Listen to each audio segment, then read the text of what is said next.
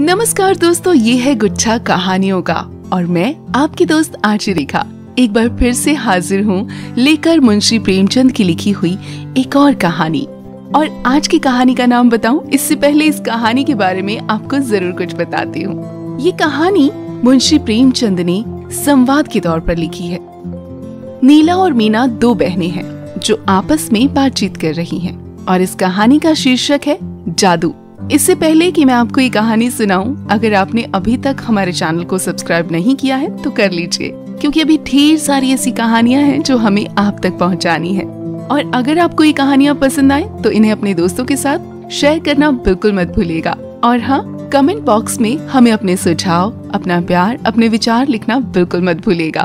तो चलिए शुरू करते हैं मुंशी प्रेमचंद की लिखी हुई ये संवाद रूपी कहानी जादू। नीला ने कहा, तुमने उसे क्यों लिखा? मीना ने कहा, किसको? उसी को? मैं नहीं समझती। खूब समझती हो। जिस आदमी ने मेरा अपमान किया, गली गली मेरा नाम बेचता फिरा, उससे तुम मुंह लगाती हो? क्या ये उचित है? तुम गलत कहती हो। तुमने उसे खत नहीं लिखा? कभी नहीं। तो मेरी गलती थी, क्षमा करो। तुम मेरी बहन ना होती तो मैं तुमसे ये सवाल भी ना पूछती। मैंने किसी को खत नहीं लिखा। मुझे सुनकर खुशी हुई। तुम मुस्कुराती क्यों हो? मैं? जी हां, आप। मैं तो जरा भी नहीं मुस्कुराई। क्या मैं अंधी हूं? ये तो तुम अपने मुंह से ही कहती हो। तुम क्यों मुस्कुराई? मैं सच कहती हूं, मैं जरा भी नहीं मुस्कुराई। मैंने अपनी आंखों से देखा। अब मैं कैसे तुम्हें विश्वास दिलाऊं? तुम आंखों में धूल झोंकती हो। अच्छा, मुस्कुराई बस, या जान लोगी? तुम्हें किसी के ऊपर मुस्कुराने का क्या अधिकार है? तेरे पैरों पड़ती हूं नीला, मेरा गला छोड़ दे। मैं बिल्कुल नहीं मुस्कुराई। मैं ऐसी अनीली नहीं हूं, ये मैं जानती हूं।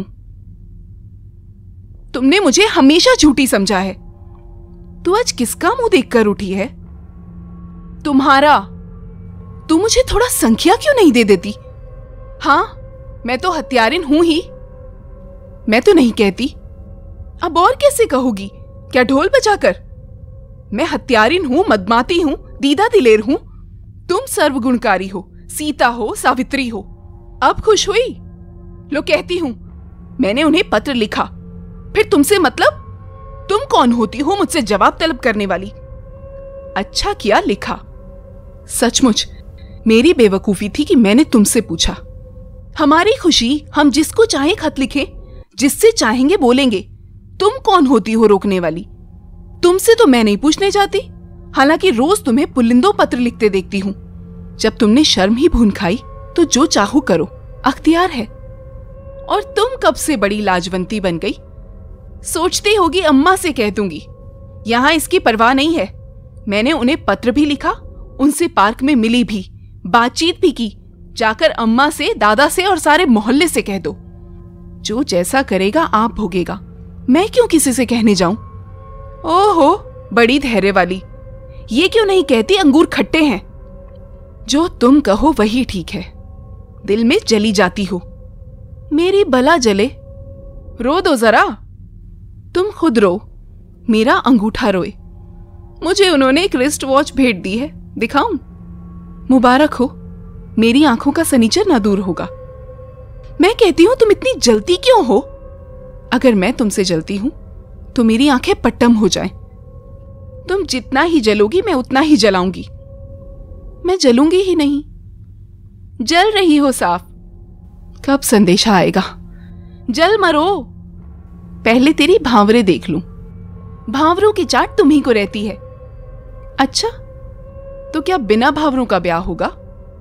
ये ढकोसले तुम्हें मुबारक रहें। मेरे लिए प्रेम काफी है। तो क्या तू सचमुच? मैं किसी से नहीं डरती। यहां तक नौबत पहुंच गई और तू कह रही थी मैंने उसे पत्र नहीं लिखा और कसमें खा रही थी। क्यों अपने दिल का हाल बतलाऊं? मैं तो तुझसे पूछती ना थी, मगर तू आप ही आप बक चली। तुम मुस्कुराई क्यों?